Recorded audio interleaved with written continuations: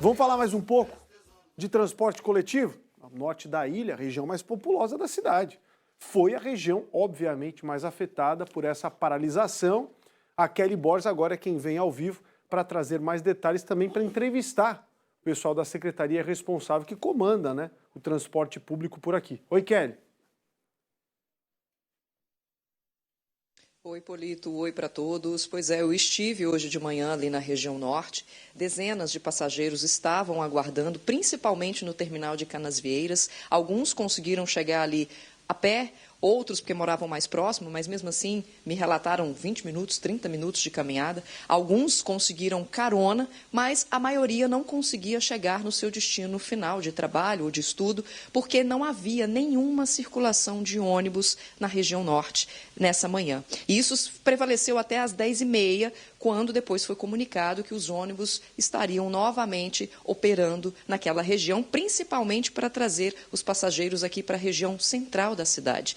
Você comentou, e eu agora vou apresentar o Gustavo Guimarães, ele que é o assessor jurídico do CETUF, que é o sindicato que é responsável aí por representar as empresas do transporte coletivo da capital. Muitíssimo obrigada pela participação ao vivo.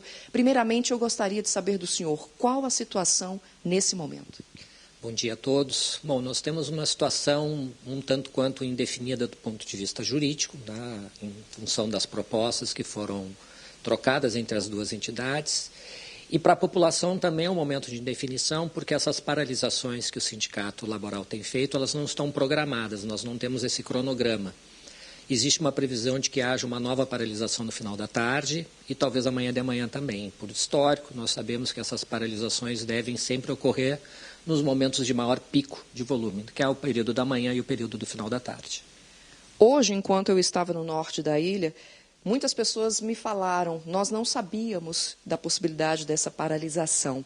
Houve, de fato, uma comunicação aí e é possível que, de repente, haja uma forma de contornar, né? Porque, por exemplo, foi dito ontem que essa paralisação ela aconteceria só até às 8 horas da manhã para não impactar tamanha demanda que acontece principalmente depois desse horário, mas não foi o que aconteceu. Não, não foi o que aconteceu. Existiam algumas falas, até nas redes sociais, do sindicato, de alguns integrantes da categoria, de uma greve geral. Essa era a expectativa que nós tínhamos. A assembleia realizada pelo sindicato ontem à noite teve uma conclusão um pouco diferente. Eles não optaram por que a gente chama de greve geral, não existe uma paralisação generalizada, mas sim pequenas paralisações pontuais em determinados momentos do dia. Então, de fato, foi tudo muito corrido durante a noite, durante a madrugada tentamos nos informar, todas as empresas de ônibus foram fazer o contato com seus fiscais, com a sua equipe, para tentar fazer com que, se houvesse a paralisação e como ocorreu, esse impacto fosse o menor possível. Rafael Polito, apresentador do Balanço Geral, ele tem duas perguntas específicas para fazer. Gostaria que o senhor respondesse uma delas primeiramente, que é quem participa desse movimento, quem cruza os braços e atrapalha a população, como nós vimos hoje de manhã, responde por alguma sanção administrativa? Vamos lá, o direito de greve é um direito legal da categoria, nós não temos como impedir essa paralisação. Agora, prejuízos que possam ser causados tanto às empresas quanto à população, a gente precisa analisar caso a caso. Nós temos algumas medidas judiciais que já foram tomadas para impedir movimentos como bloqueio de terminais, bloqueio de garagens, essas medidas já foram tomadas, o sindicato já está ciente. Inclusive, hoje de manhã, nós vamos acompanhar, viu, gente, essa reportagem que eu preparei, daqui a pouquinho ainda durante essa edição, e que nós mostramos, inclusive, esses profissionais, esses colaboradores próximos ali da garagem, mas não estavam na porta, assim como também no terminal. Esse foi um avanço, inclusive, porque há muitos que não querem participar desse movimento. Sim, esse é um avanço, esse é um que a gente chama de um ambiente o mais amigável possível numa paralisação, quando a gente tem o respeito, né, daqueles que desejam fazer a paralisação, é direito deles, e aqueles empregados que querem retomar, até porque a gente está diante de um serviço público essencial que é o transporte. Então, a lei também exige que qualquer paralisação respeite o mínimo necessário de fornecimento desse serviço à população.